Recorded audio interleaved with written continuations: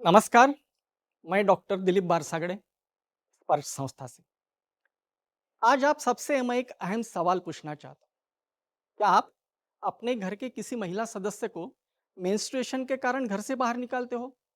उससे ये कहते हो कि जब तक आप पीरियड्स में हो, तब तक घर में नहीं आ सकते। शायद आप ऐसा सपने में भी नहीं सोचोगे। लेकिन गढ़चिरौली जिले के साथ-साथ पूर्व महाराष्ट्र और छत्तीसगढ़ की लाखों महिलाओं के लिए ये सपना एक हार्श रियलिटी है। ये वही कुर्मा घर है जहां आदिवासी समुदाय की महिलाओं को पीरियड्स के पूरे समय के लिए रहना पड़ता है। कोई दरवाजा नहीं, कोई खिड़की नहीं, कोई बाथरूम नहीं, खाने पीने के लिए बाहर के व्यक्ति पर निर्भरता, सोने के लिए एक फटा कंबल, कोई बिजली नहीं। चाहे जितने दिन वो कुर्मा घर में रहती है, ना तो वो अपने घर जा सकती है, ना तो वो गांव के रास्ते पर चल सकती है, ना गांव से पानी ले सकती है, ना गांव से खाना ले सकती है। एक तरह से लिए पूरे समय के लिए गांव के लिए वह छूत रहती है। चाहे स्कूल जाने वाली छोटी बच्ची हो, चाहे वो कॉलेज में पढ़ने वाली युवती हो, चाहे वो मुखिया हो, सरपंच हो या आंगनवाड़ी सेविका हो या आशा वर्कर हो, जो कोई भी हो, अगर वो पीरियड में है तो उसको कुर्माघर जाना ही पड़ेगा। स्कूल से वंचितता, रोजगार से छुटकारा और मेंटल और फिजिकल हरेसमेंट, ये कुर्माघर के दिखने वाले सबसे बड़े दुष्परिणाम है। जयंती बाबूराव गावड़े, एटापल्ली टोला के एक सोशल एक्टिविस्ट, जिसने हमारे सपोर्ट में, हमारे समर्थन में हमेशा खड़ी रही। तेज बुखार होने के बावजूद भी उसे कुर्मा घर जाना पड़ा। 2 दिन धुआंधार बारिश थी और तीसरे दिन वो कुर्मा घर में मरी पड़ी मिली। जयंती की मृत्यु ने हमें झंझोड़ कर रख दिया। जयंती अकेली नहीं थी जिसकी कुर्मा प्रथा ने जान ली। पिछले 10 सालों में हमने 32 ऐसे डेट आइडेंटिफाइड किए जो इस अमानवीय प्रथा के शिकार बनी है। आज अकेले गढ़चिरौली जिले में 1.5 लाख से ज्यादा महिलाएं इस जानलेवा प्रथा का सामना कर रही है। लेकिन समाज चुप खड़ा है। हम चुप नहीं बैठे।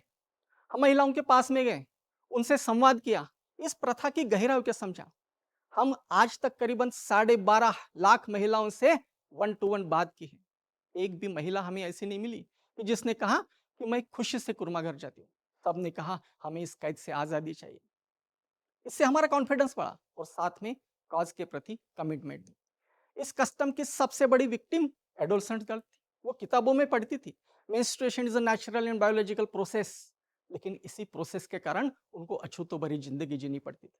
तो हम स्कूल गए, कॉलेज गए, वहां 6 महीने हर वीक चलने वाले मेंस्ट्रुएशन हेल्थ मैनेजमेंट का ट्रेनिंग लिया और वहीं से पीयर एजुकेटर तैयार किए। हमने ये जाना कि जब तक पुरुषों का इन्वॉल्वमेंट नहीं होगा, तब तक इस प्रोसेस को हम आगे नहीं ले पाएंगे।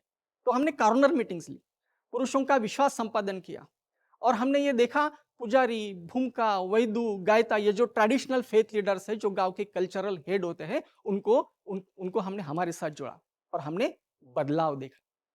स्नेहल उसेंडी, जामबड़ी की महिला, उसने कहा कि अब मैं जान गई हूं मेंसेस कोई अभिशाप नहीं है, तो मैं कुर्मा घर नहीं जाऊंगी। गांव पंचायत बैठी, लेकिन उसका पति जो पुरुष संवाद सत्र का हमारा साथी था, वो स्नेहल के साथ डटकर खड़ा रहा। गांव पंचायत को झुकना पड़ा।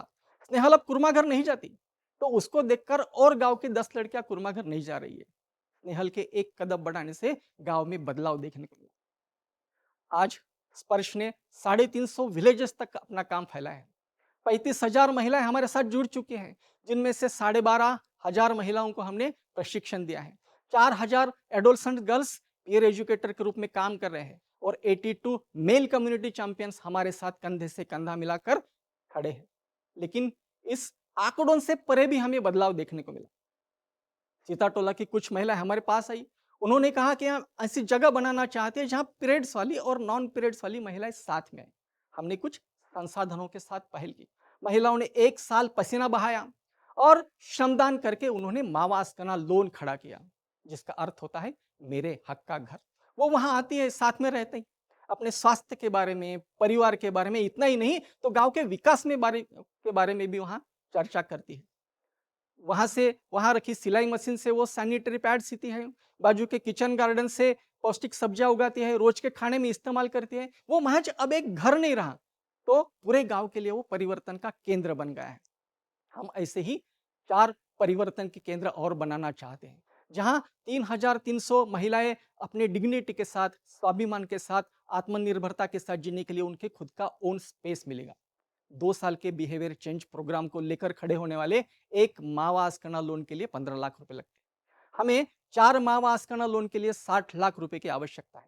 हमारा लक्ष्य है आने वाले 3 सालों में हम ऐसे ही 10 मावा आस्कना लोन के रूप में चेंज सेंटर खड़ा करना चाहते हैं।